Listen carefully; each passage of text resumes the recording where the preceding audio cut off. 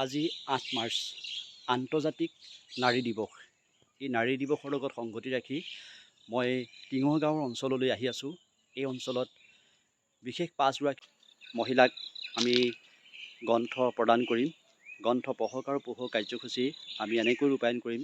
এই অঞ্চলবিলাকত গ্ৰন্থ আন্দোলনৰ যি যাত্ৰা, সেই যাত্ৰা যাতে এই নাৰী দিৱসৰ দিনাখনেই সকলোৱে সংকল্প লওক। আমি সেই নাৰীসকলক একোখন গ্ৰন্থ উপহাৰ দি আমাৰ এই গ্ৰন্থ যাত্ৰাৰ এক প্ৰচাৰ প্ৰসাৰ কৰিবলৈ চেষ্টা কৰিম।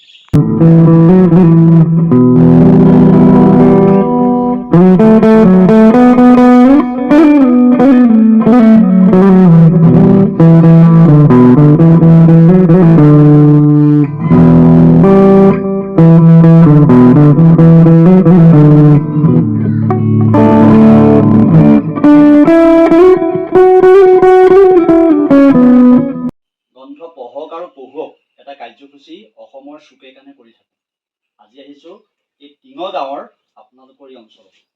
আচলতে আপোনালোক প্ৰত্যেকেই এগৰাকী নাৰী হ'লেই নহ'ব, নাৰীৰ কাম যি আছে যে আপোনালোকে এই অঞ্চলটোৰ উন্নয়নৰ ক্ষেত্ৰতেই হওক বা অন্য ক্ষেত্ৰতেই হওক, যদি কিতাপ পঢ়ে আৰু আপোনাৰ ল'ৰা ছোৱালী বা ওচৰ পাছৰ ল'ৰা ছোৱালীখিনি যদি কিতাপ পঢ়ায়, অন্ততঃ সেই সমাজখনৰ উন্নতিত আপোনালোকৰ বহুত কাম দিব।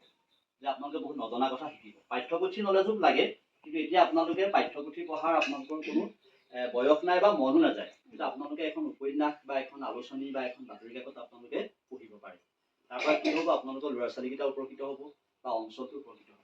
মানে কি এনেকুৱা ধৰণৰ কথা, আপোনালোকৰ এই অঞ্চলটোৰ ধৰি লওক একেবাৰে বেকগ্ৰাউণ্ড বুলি মই কৈছোঁ, একেবাৰে ধৰি লওক একেবাৰে এটা বেকৱাৰ্ড অঞ্চল, হয়নে? ৰাস্তা পদূলি বেয়া, কিবা কিবি বেয়া, সেইবিলাক কেনেকৈ পাৰিব আপোনালোকে বাতৰি কাকত বা আলোচনী বা কিতাপ এখন পঢ়িলেই গম পাব।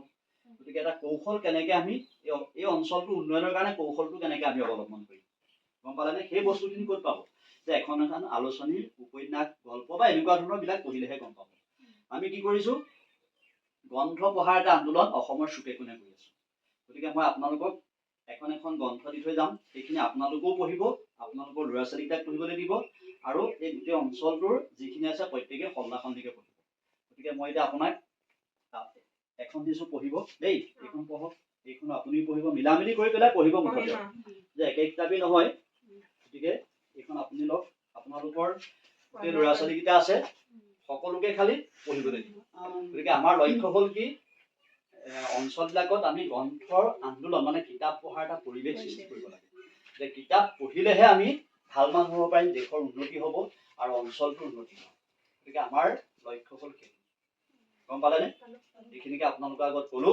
গতিকে এই কথাখিনি যাতে মই যেনেকে আপোনালোকক কৈছোঁ, আপোনালোকেও সেই ওচৰ পাছৰ যিখিনি মানুহ আছে সকলোকে এই বাৰ্তাটো আপোনালোকে দি যাব, যে আমি নপঢ়িলোঁ বা আমাৰ এটা পৰ্যায়ত আমি নপঢ়াৰ কাৰণে আমাৰ ধৰি লওক এতিয়া আমাৰ চাকৰি নাই বাকৰি নাই এনেকুৱা ধৰণৰ অৱস্থা এটা হ'ল, কিন্তু যে আমি পিছৰ প্ৰজন্মক কেনেকৈ আমি আকৌ এটা ভাল দিশ দি থৈ যাব পাৰোঁ, তেতিয়াহে আমাৰ কাম হ'ব, নহ'লে কিন্তু আমাৰ কোনো সাৰ্থকতাই নাথাকে। গতিকে এইখিনিকে ক'লো, ধন্যবাদ।